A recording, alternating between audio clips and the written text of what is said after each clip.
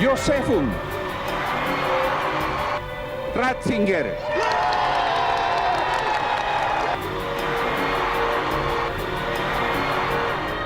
La fede è amore e perciò crea poesia e crea musica.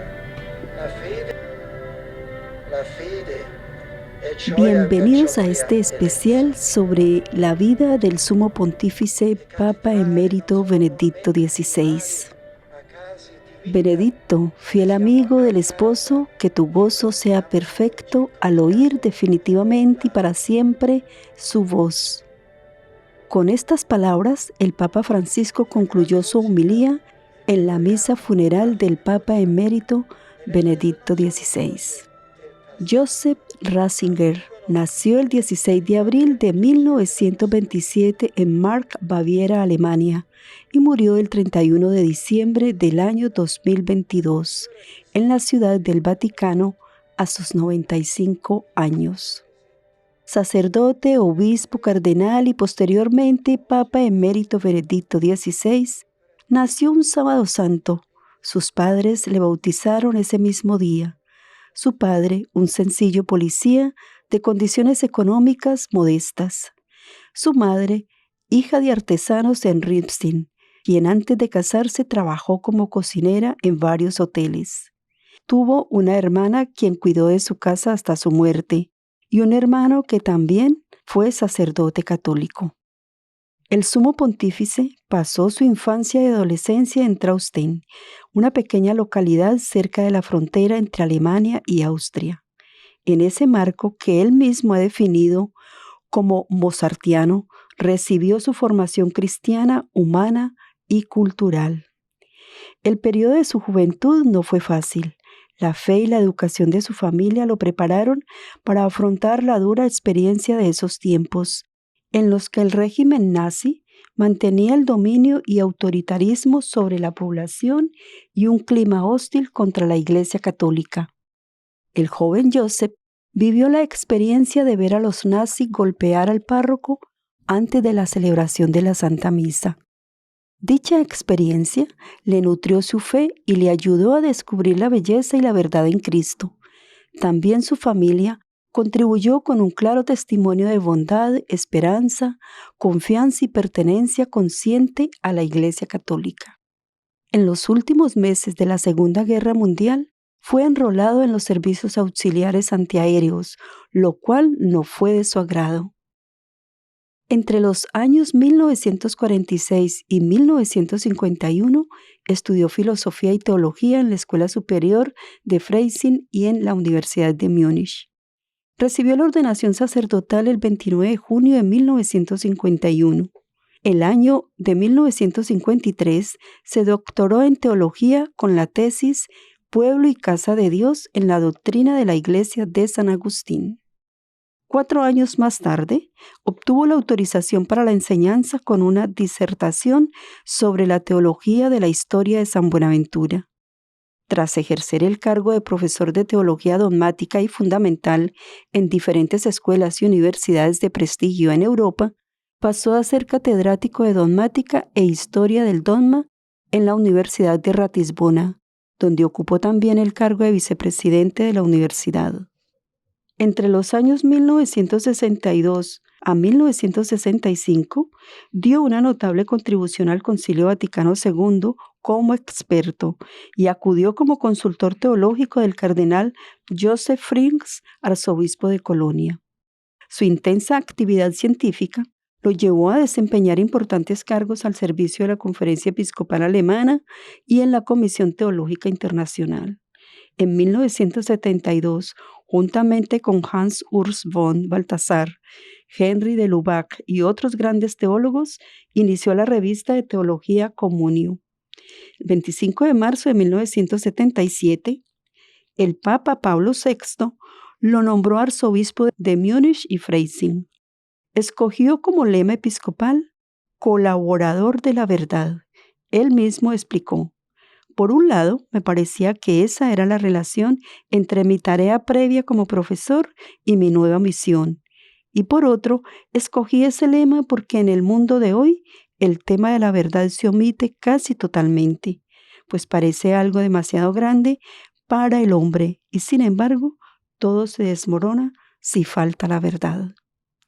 En ese mismo año, 1977, Pablo VI lo creó cardenal y en el año de 1978 participó en el cónclave que eligió a Juan Pablo I. En este mismo año, 1978, en el mes de octubre, participó también en el cónclave que eligió a San Juan Pablo II. Entre muchos cargos de importancia en el Vaticano y otras regiones, San Juan Pablo II lo nombró prefecto de la Congregación para la Doctrina de la Fe y presidente de la Pontificia Comisión Bíblica y de la Comisión Teológica Internacional el 25 de noviembre de 1981.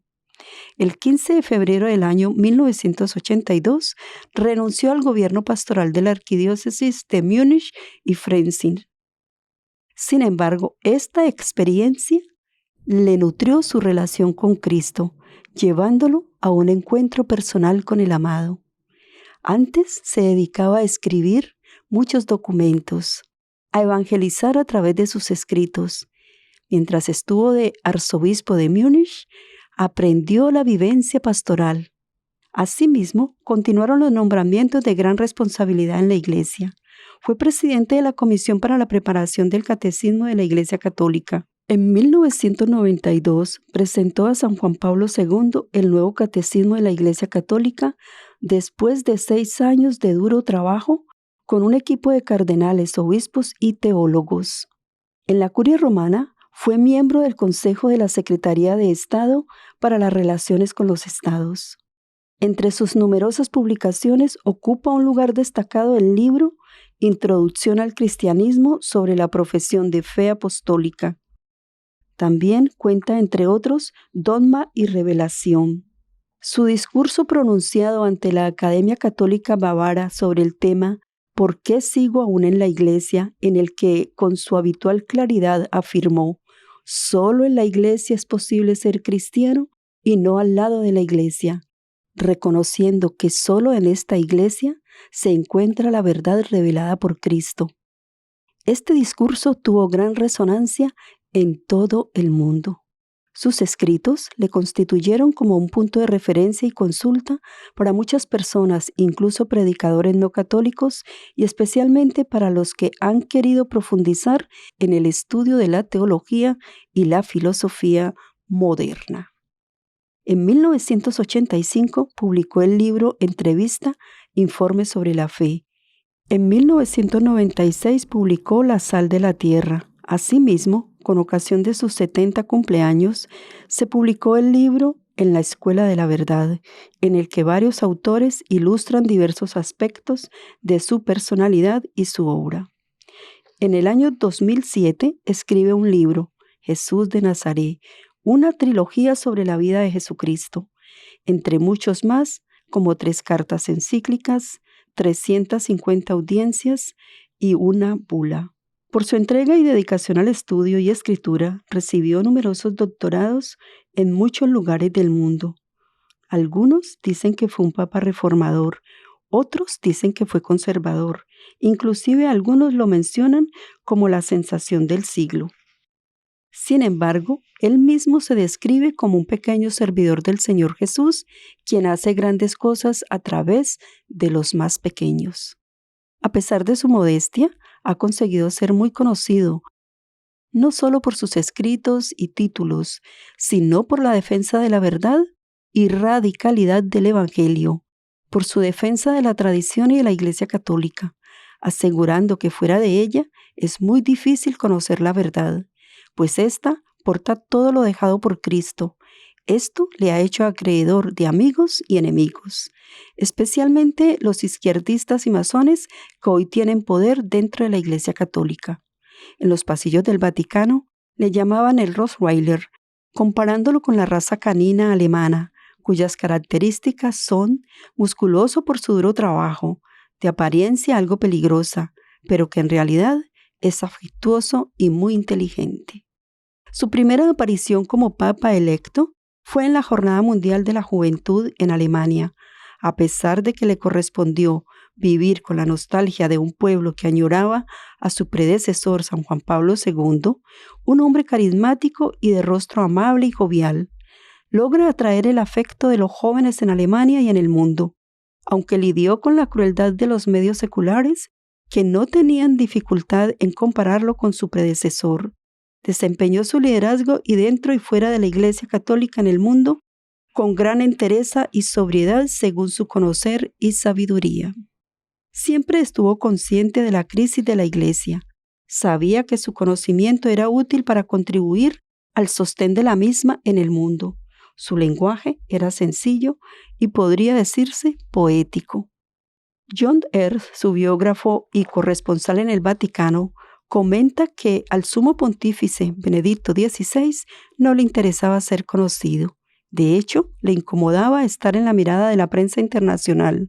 Sin embargo, su compromiso y amor por Cristo, por la verdad revelada, le impulsaba a dejar de lado su deseo de pasar desapercibido.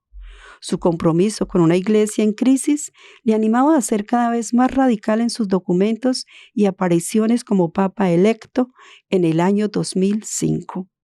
Estaba convencido de que su inteligencia y conocimiento teológico y filosófico, además de su experiencia pastoral, cuando el Papa Pablo VI lo nombró arzobispo de la diócesis de Múnich y Freising, donde tuvo la oportunidad de vivir en comunidad, atendiendo las diversas situaciones pastorales complejas de las 758 parroquias que la conforman, con todas las dificultades de sus sacerdotes y pueblo de Dios, le dieron un despertar y madurez en la relación íntima y personal con Cristo. Cuando fue electo Papa, dijo: "Mi verdadero programa de gobierno es no hacer mi voluntad, no seguir mis propias ideas, sino de ponerme junto con toda la Iglesia a la escucha de la palabra y de la voluntad del Señor, dejarme conducir por Él, de tal modo que sea Él mismo quien conduzca a la Iglesia en esta hora de nuestra historia. Quien cree", añade, "nunca está solo", y reitera: "La Iglesia está viva y la Iglesia es joven, porque lleva en sí misma el futuro del mundo". Como acabamos de decir, con estas palabras inició su pontificado en su primera misa como Papa el 24 de abril del año 2005. En julio de 1984, en algunos medios de comunicación se dijo que rechazó al sacerdote franciscano Leonardo Boff del Brasil con su teoría de la liberación, quien en realidad no fue rechazado, sino que fue llamado a Roma para defender su teoría ante la Congregación para la Doctrina de la Fe. En una entrevista posterior a dicha reunión, Leonardo Boff dice que el cardenal Joseph Ratzinger, custodio de la fe, le escuchó amigablemente y en silencio. Sin embargo, se le respondió con una condena a dicha teoría, y a Leonardo Boff se le impuso un año de silencio obsequioso. La respuesta de sus seguidores arremetió contra la Iglesia Católica, diciendo que en Roma no se conoce el dolor de los pobres, campesinos e indígenas y sus necesidades. A lo cual el cardenal Joseph Ratzinger, posterior sumo pontífice Benedicto XVI, respondió: "La Iglesia no puede ni debe sustituir al Estado", lo cual queda ampliamente explicado en su encíclica Caritas in Veritate. Igualmente, defiende la posición de su predecesor San Juan Pablo II ante la petición de la Iglesia alemana acerca de la ordenación sacerdotal de mujeres y el matrimonio entre personas del mismo sexo. Su no fue rotundo, solicitando a las mujeres hacer más de María Santísima y de su Hijo Jesucristo que del mundo. La tradición es un muro de contención para la destrucción de la Iglesia, la familia y la sociedad. Una fe hecha a mi propia medida no tiene valor. La fe es un don de Dios, es decir, regalo, y debe ser guiado por la razón que, iluminada por el Espíritu Santo, descubre la verdad y la sigue, siendo esta única y absoluta verdad una persona, Cristo, verdadero Dios y verdadero hombre. De sus 3 cartas encíclicas rescatamos algunas cosas. En la encíclica Caritas in Veritate nos habló del desarrollo humano integral, cuya esencia está en el amor y la verdad. En el segundo párrafo de la introducción de esta encíclica leemos: soy consciente de las desviaciones y la pérdida de sentido que ha sufrido y sufre la caridad, con el consiguiente riesgo de ser mal entendida o excluida de la ética vivida y en cualquier caso de impedir su correcta valoración.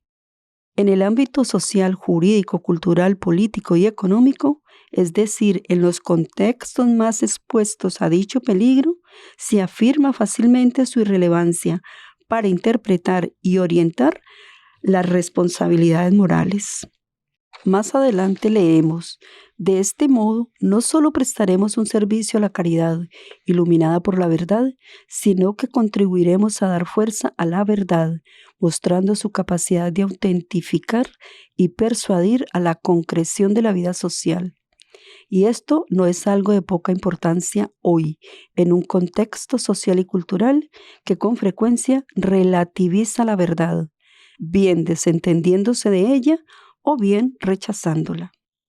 En esta misma encíclica, en el numeral 34 y siguientes, leemos: al ser un don recibido por todos, la caridad en la verdad es una fuerza que funda la comunidad, unifica a los hombres de manera que no haya barreras o confines. La comunidad humana puede ser organizada por nosotros mismos, pero nunca podrá ser solo con sus propias fuerzas una comunidad plenamente fraterna, ni aspirar a superar las fronteras o convertirse en una comunidad universal. En el numeral 35 leemos: si hay confianza recíproca y generalizada, el mercado es la institución económica que permite el encuentro entre las personas como agentes económicos que utilizan el contrato como norma de sus relaciones y que intercambian bienes y servicios de consumo para satisfacer sus necesidades y deseos. El mercado está sujeto a los principios de la llamada justicia conmutativa, que regula precisamente la relación entre dar y recibir entre iguales. Más adelante leemos: el gran desafío que tenemos planteado por las dificultades del desarrollo en este tiempo de globalización y agravado por la crisis económico-financiera actual es mostrar, tanto en el orden de las ideas como de los comportamientos, que no solo no se pueden olvidar o debilitar los principios tradicionales de la ética social, como la transparencia, la honestidad y la responsabilidad, sino que las relaciones mercantiles del principio de gratuidad y lógica del don, como expresiones de fraternidad, pueden y deben tener espacio en la actividad económica ordinaria. Esto es una exigencia del hombre en el momento actual, pero también de la razón económica misma, una exigencia de la caridad y de la verdad al mismo tiempo. La doctrina social de la Iglesia ha sostenido siempre que la justicia afecta a todas las fases de la actividad económica, porque en todo momento tiene que ver con el hombre y con sus derechos.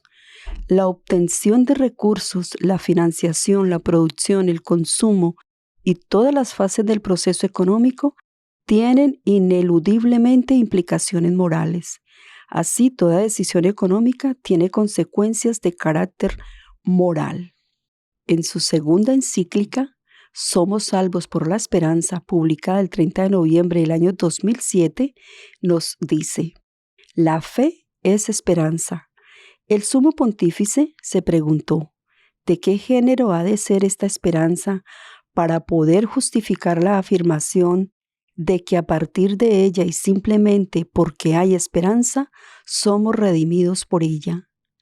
¿Y de qué tipo de certeza se trata?